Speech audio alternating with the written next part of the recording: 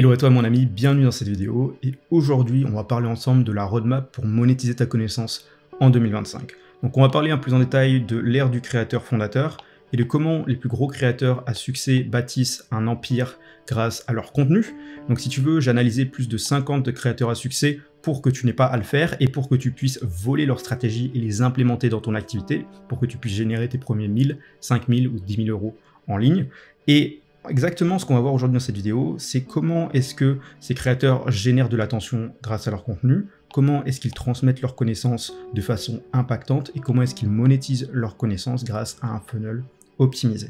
Donc, si tu veux, la raison pour laquelle ça me tient à cœur de te partager tout ça, c'est parce que tout simplement, je gère Créapreneur et ma mission est d'aider plus de 1000 solopreneurs au cours des 3 prochaines années à développer leur activité en ligne. Donc, si tu es un solopreneur, coach, consultant, freelance ou que tu gères une agence, alors tu as probablement cet objectif qui est clair avec ton activité, c'est d'être plus libre. Mais libre, c'est un petit peu quand même flou comme terme, et donc ce que j'aime bien dire ici, c'est que l'objectif final, c'est de se créer plus d'autonomie et plus de sens avec son activité. En bref, on va être payé à sa juste valeur pour ses connaissances et ses compétences. Alors quoi de mieux que d'étudier le top des créateurs et voir comment ils s'y sont pris pour en arriver là? Eh bien, c'est exactement ce qu'on va voir ensemble aujourd'hui dans cette vidéo. Alors, on va pas étudier n'importe quel type de créateur, mais on va étudier les créateurs à fort impact, qui monétisent efficacement et avec une vision long terme, parce qu'on veut créer quelque chose sur la durée. Alors avant même de démarrer, l'étape 0 par laquelle tous ces créateurs à succès passent et par laquelle tu dois passer lorsque tu veux démarrer une première activité, c'est évidemment d'apprendre une compétence ou de résoudre un problème. Mais pas n'importe quel type de compétence, on veut apprendre une compétence à forte valeur ajoutée que tu peux apprendre et que ensuite tu pourras monétiser, que ce soit à travers de la prestation de service, à travers de l'accompagnement, à travers le transfert de ta connaissance, peu importe. Et donc, par exemple, pour donner un ordre d'idée, il y a le montage vidéo, le coaching sportif, donc la remise en forme, la vente, le copywriting, mais il existe un tas de compétences différentes. Moi, lorsque j'ai commencé en tant que freelance il y a 3 ans, j'ai commencé avec le montage vidéo, la création de contenu pour les marques, ce genre de choses. Donc, à toi de voir quelles compétences à forte valeur ajoutée tu veux développer pour pouvoir monétiser par la suite. Et vraiment, un des problèmes majeurs de la plupart des gens qui démarrent justement à ce niveau-là, au niveau de la création de contenu, et qu'ils ne savent pas par où commencer parce qu'ils n'ont pas de compétences à forte valeur ajoutée à partager, ou alors parce qu'ils croient qu'ils n'ont pas de valeur à partager et qu'ils ne sont pas conscients des problèmes qu'ils ont résolus par le passé. Donc à ce stade, la question que tu pourrais te poser, c'est quels sont les différents problèmes que j'ai résolus par le passé, que je pourrais aider mon audience à résoudre également de leur côté. Tu n'as pas besoin d'être un expert, il te suffit simplement d'être quelques étapes plus loin dans le process que ces personnes que tu souhaites aider. Et donc la première étape va être évidemment de partager sa connaissance. La plupart des créateurs à succès commencent tous de la même façon, ils ont commencé en choisissant une plateforme et en choisissant une niche ou un domaine d'expertise. Alors, la question que tu veux te poser, c'est si je pouvais être connu pour seulement une chose, laquelle serait-elle? Par exemple, ici, nous avons Tom Nosk qui se focus sur la niche du contenu et qui a commencé exclusivement sur Instagram, Ali Abdaal avec la niche de la productivité sur YouTube, Danko avec l'écriture sur X et enfin Matt Gray par exemple avec les systèmes sur LinkedIn. Donc choisis une niche, choisis une expertise et une plateforme. Et pourquoi est-ce que cela est si important? Tout simplement parce que tu ne veux pas avoir ton focus éparpillé. La plupart des créateurs, lorsqu'ils démarrent, l'erreur qu'ils font est qu'ils se dispersent leur focus en voulant tout faire en même temps et paradoxalement ils se retrouvent à ne pouvoir rien faire. C'est pour ça que j'aime bien la maxime qui dit less is more. Ok, donc tu veux pouvoir te focus tout simplement parce que la simplicité est la forme ultime de sophistication. Plus tu seras simple, plus les choses seront simplifiées avec une plateforme, une expertise, et plus ce sera facile pour toi de pouvoir générer des résultats, surtout lorsque tu démarres et que tu n'as pas beaucoup de ressources en termes de temps et d'énergie à ton actif à pouvoir mettre dans cette compétence. Ensuite, évidemment, l'étape numéro 2 va être de générer de l'attention. La première difficulté à laquelle font face la plupart des créateurs lorsqu'ils démarrent va être leur capacité à générer de l'attention. Et c'est pourquoi les plus gros créateurs ont tous une chose en commun, c'est qu'ils ont appris une chose, ils ont appris à maîtriser le contenu. Et donc il y a 3 étapes par lesquelles ils passent tous, et évidemment que je te recommande de passer, c'est d'abord de créer ta liste de mentors. Créer sa liste de mentors, c'est de choisir une liste de créateurs qui résonnent avec toi et qui doivent être dans la même niche ou compétence que celle que tu es en train d'apprendre. Donc par exemple, si tu es dans la niche du fitness, la première chose que tu vas pouvoir aller faire, c'est aller taper sur YouTube des mots-clés en rapport avec ta niche et d'aller chercher et de trouver les 10 plus gros créateurs dans ta niche et de pouvoir ensuite les ajouter à ta liste de mentors. Donc l'étape numéro 2 va être évidemment d'aller étudier les contenus gagnants, les contenus qui ont le plus performé pour ces créateurs. On va aller les analyser en profondeur et décortiquer quels sont les éléments qui font que ce contenu a performé. Donc on va aller checker, on va aller regarder l'idée principale de ce contenu, les différents plans et formats, le script, la durée de ces contenus-là, et on va aller pouvoir utiliser ces éléments-là pour pouvoir comprendre qu'est-ce qui fait que ces contenus performent et qu'est-ce qui intéresse notre audience pour qu'on puisse ensuite, par la suite, voler comme un artiste. Donc la troisième étape, c'est évidemment de voler comme un artiste. Donc on ne veut pas simplement copier bêtement les idées des créateurs qui nous inspirent dans notre niche, mais on veut par exemple reprendre une même idée et ensuite y ajouter sa propre réflexion par-dessus, ou alors la mixer avec une autre idée pour en créer un nouveau contenu totalement original de notre côté. Ou alors, on va par exemple reprendre le même format, mais on va y ajouter une idée propre à toi. Donc, c'est un petit peu les 3 étapes par lesquelles, justement, tu peux passer pour pouvoir générer de l'attention et trouver des contenus qui performent et créer ton propre style de contenu. Ensuite, la 3e étape va être évidemment de chercher à maximiser l'engagement. Pourquoi est-ce que c'est si important de maximiser l'engagement aujourd'hui? Bien tout simplement parce que nous sommes dans une phase qu'on peut appeler comme une récession de la confiance. La confiance n'a jamais été aussi basse qu'aujourd'hui, que ce soit envers les médias, que ce soit envers les réseaux sociaux. Les gens sont de plus en plus sceptiques et dubitatifs quant au contenu qu'ils vont consommer, et donc c'est pour ça qu'on va devoir créer du contenu de sorte à générer un maximum de confiance. Alors comment est-ce qu'on s'y prend? Eh bien, il va y avoir tout simplement la triade de contenu. C'est vraiment les 3 aspects phares que tu veux maîtriser dans ton contenu que tous les plus gros créateurs à succès, eux, maîtrisent et qui font qu'ils sont justement si impactants et qu'ils ont d'un côté le pilier autorité, le pilier authenticité et le pilier attention. Donc on a déjà vu un petit peu comment générer de l'attention. Maintenant, ce qu'on veut vraiment voir, c'est comment est-ce que tu peux générer l'autorité avec ton contenu et comment est-ce que tu peux créer de l'authenticité avec ton contenu. Eh bien, pour générer, pour construire de l'autorité, c'est assez simple. Il faut comprendre que la première chose, c'est de donner une raison aux gens de pourquoi est-ce qu'ils devraient t'écouter, en montrant ton expertise et en quoi tu es compétent et crédible dans le sujet que tu évoques à travers ton contenu. Alors comment est-ce qu'on s'y prend? Tu veux par exemple montrer tes résultats ou montrer tes résultats clients, ou alors t'appuyer sur des figures d'autorité déjà existantes sur ton marché.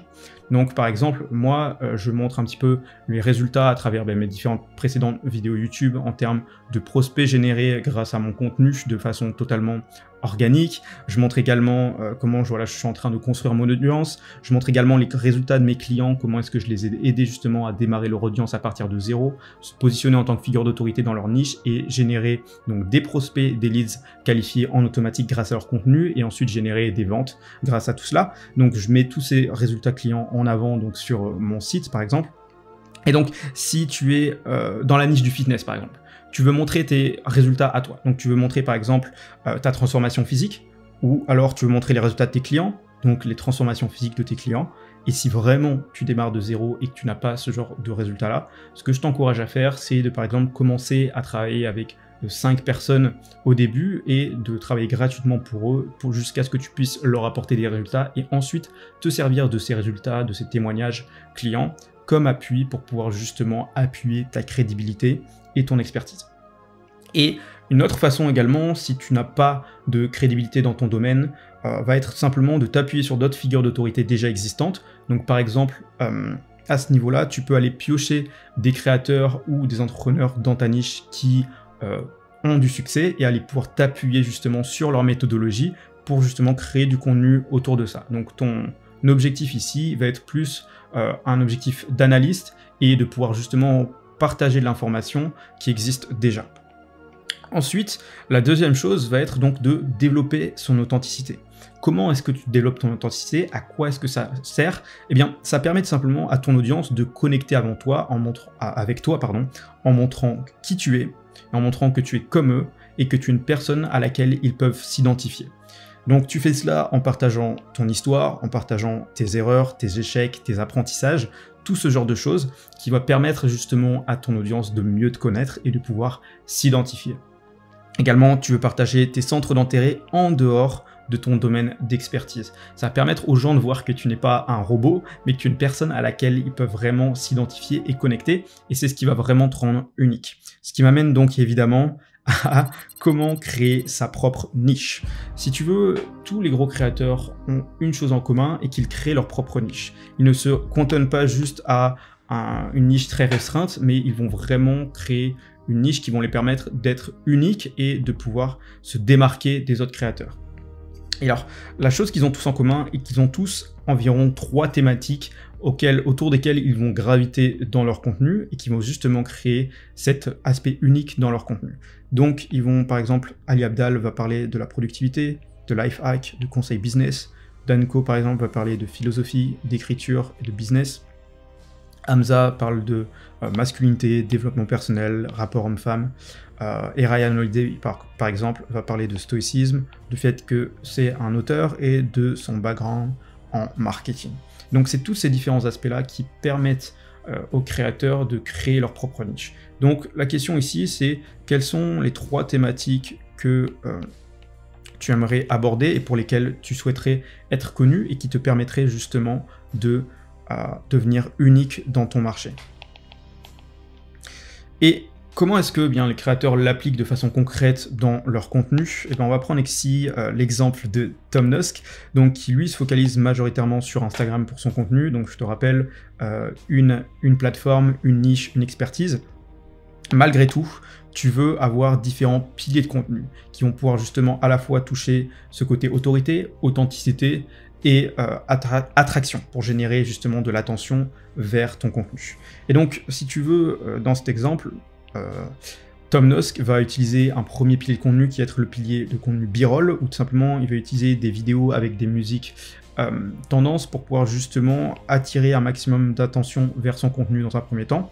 Puis il va avoir du contenu éducatif dans lequel il partage son expertise autour de la création de contenu. Et enfin, il va avoir un pilier authentique où il partage ses expériences, ses échecs passés, le fait, toutes les erreurs par lesquelles il a pu passer lorsqu'il a démarré dans la création de contenu, qui va faire justement, qui va être créer cette authenticité, créer une connexion avec son audience. Donc, le contenu éducatif va viser à montrer ton expertise, le contenu authentique va viser à créer une connexion, et le contenu plus viral, entre guillemets, va viser à générer évidemment de l'attention.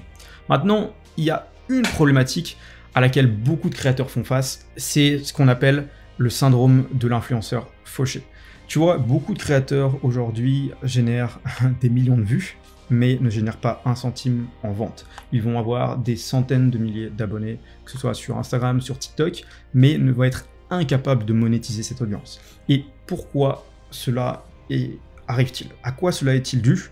C'est tout simplement parce que ces créateurs génèrent de l'attention et ils ont plus d'yeux sur leur contenu, ok? Mais cela n'est pas suffisant. Pourquoi? Parce que les shorts, les reels, les tweets sont naturellement superficiels et c'est ce qui les empêche d'aller en profondeur sur un sujet. Et il y a une vraie différence entre générer de l'attention et capturer l'attention. Et c'est exactement ce qu'on va voir ici. Parce que lorsque ces créateurs génèrent de l'attention, ils sont maîtres dans le fait de capturer cette attention. Donc, ce qui m'amène à l'étape numéro 4, comment capturer de l'attention. Beaucoup de créateurs génèrent de l'attention mais ne capturent pas leur attention. Alors à quoi est-ce que cela sert de capturer son attention? Eh bien c'est simple, ça va être de rediriger progressivement son audience vers son offre et vers son écosystème. Et donc tu fais cela à travers un lead magnet. Un lead magnet va être une ressource gratuite que tu vas pouvoir offrir à ton audience en échange d'un moyen de pouvoir les contacter par le futur et de les emmener vers du contenu plus éducatif, à plus forte valeur, qui va pouvoir progressivement les convertir en clients. Et donc ce type de contenu, ce type de façon de capturer l'attention de ton audience va être soit par exemple un webinaire, ou alors une communauté, ou alors une newsletter. Donc le but ici, ça va être de collecter leur email ou une façon de pouvoir les contacter dans le futur, de les faire devenir fans et de bâtir une vraie connexion avec ton audience. Et donc, en clair, ce que cela nous permet, donc, c'est de collecter les emails. Et pourquoi est-ce que c'est important? Parce qu'il s'agit d'une source de trafic que tu possèdes et contrôles. Donc, tu veux posséder ta liste d'emails, cela signifie que tu peux atteindre ton public directement en évitant les aléas des algorithmes et la nécessité de dépenser continuellement en publicité. C'est pour ça que c'est si important de pouvoir justement se bâtir une liste d'emails ou du moins d'avoir un moyen de recontacter ses prospects, son audience dans le futur.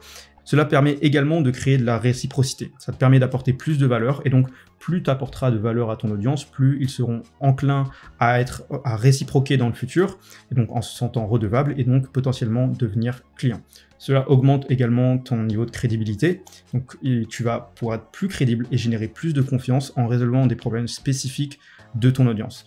Le but d'un lead magnet, c'est de résoudre un petit problème de ton audience, de leur apporter davantage de valeur ajoutée, de les permettre de se rapprocher un petit peu plus de leur situation désirée, et donc de commencer à créer cette confiance avec eux. Également, ça te permet de créer un sentiment d'appartenance. Donc, tu veux engager l'audience et créer un sentiment d'appartenance dans le monde du créateur, justement, en les emmenant davantage dans ton univers.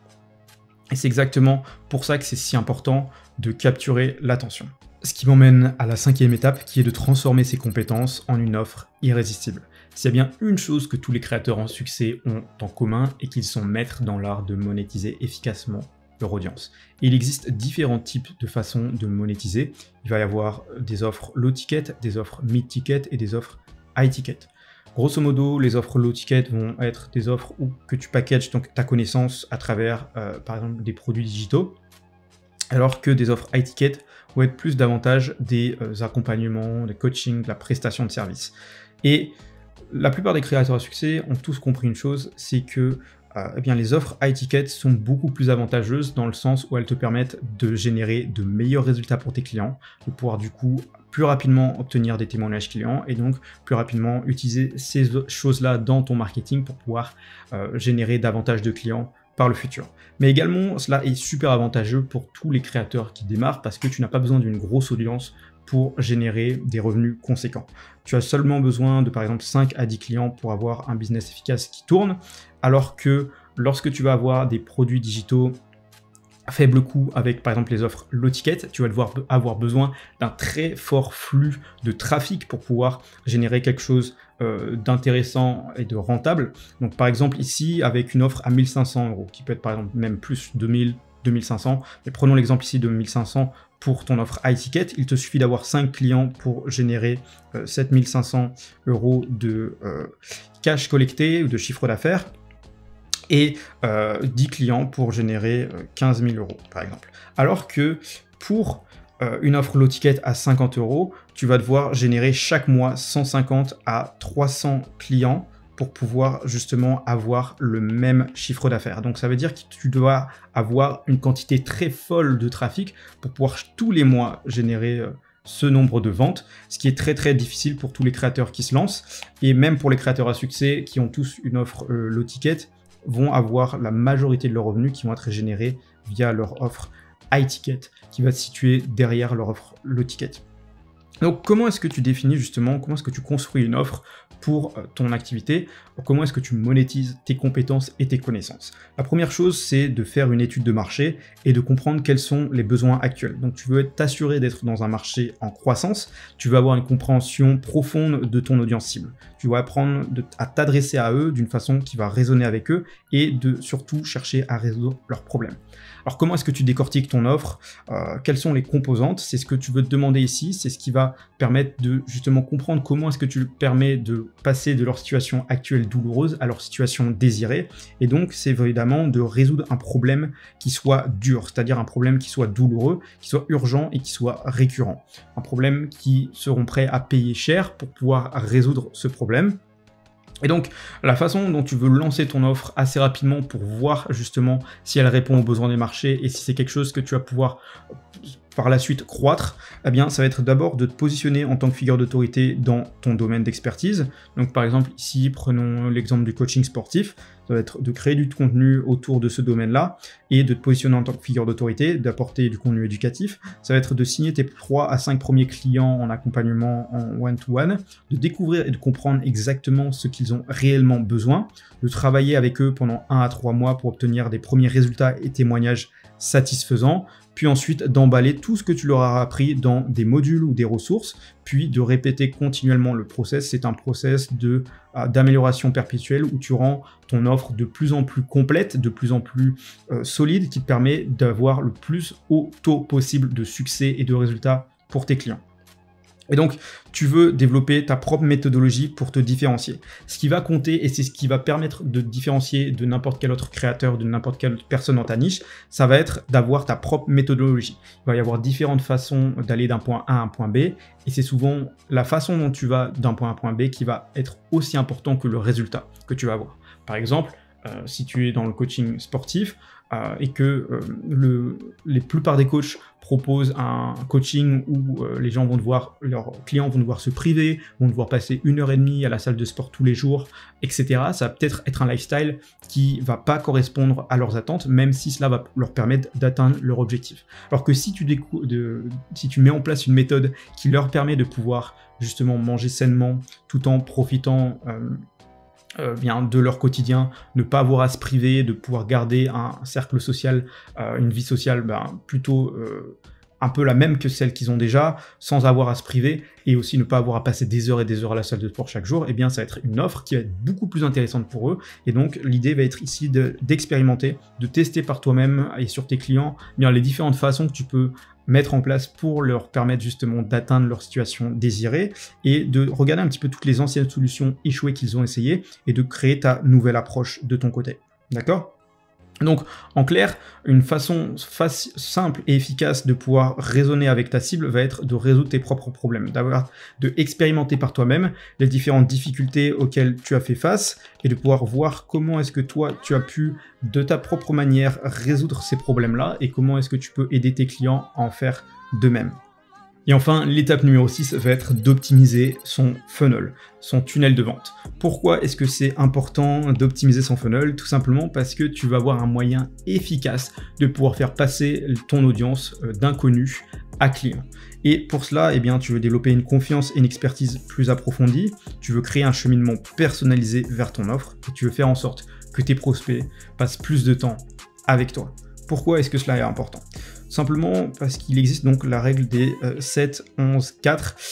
Si tu veux, c'est une étude qui a été réalisée par Google. Je te laisse aller checker cette étude qui stipule que, en moyenne, les gens aujourd'hui ont besoin d'environ 7 heures de contenu à travers 11 points de contact différents et 4 lieux différents avant de devenir client. Donc, pour les faire passer d'inconnu à client, ces personnes-là ont besoin justement de consommer un maximum de contenu de ta part, d'être engagé à travers différentes plateformes et d'être vraiment dans l'écosystème de ce créateur-là pour pouvoir justement être enclin à devenir client. Et donc pour s'y prendre, il faut comprendre que dans le marketing, il existe 5 niveaux de conscience qui vont permettre de passer justement ton audience d'inconnu à client.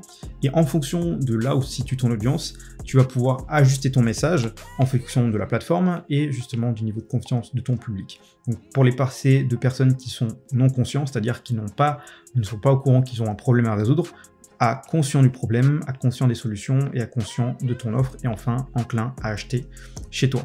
En fait, si tu viens au cœur du problème, tu vas comprendre que la force, le pouvoir, l'envie irrésistible de posséder font que la publicité fonctionne. Et cela vient du marché lui-même et non de ton marketing.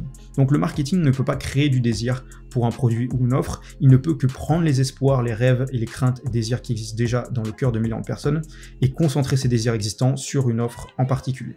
Telle est la tâche du marketeur, ne pas créer ce désir, mais le canaliser et le rediriger.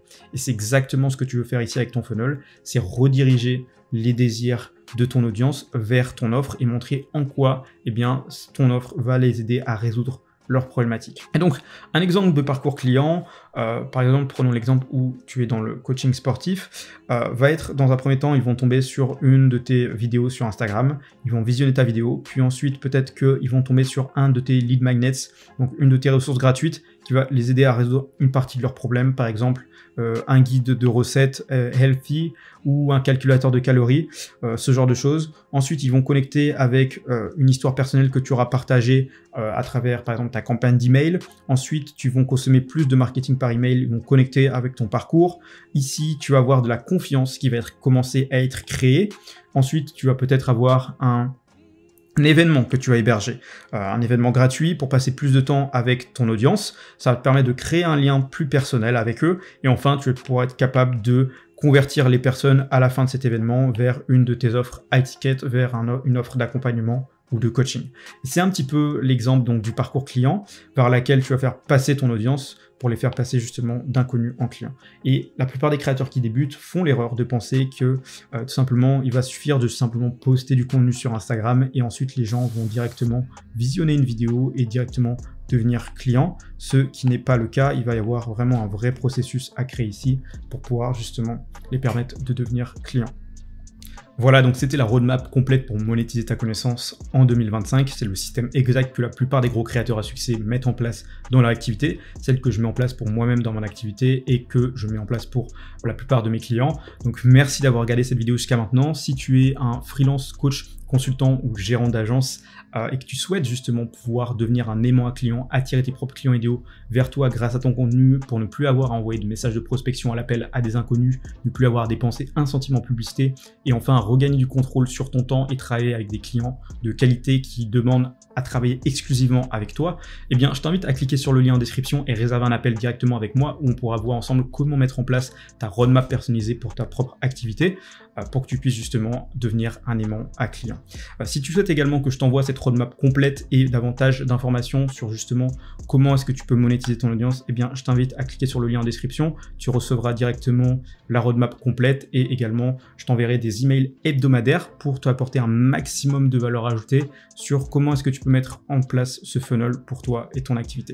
En attendant, je te dis à très vite et puis on se dit à la prochaine. Ciao, ciao.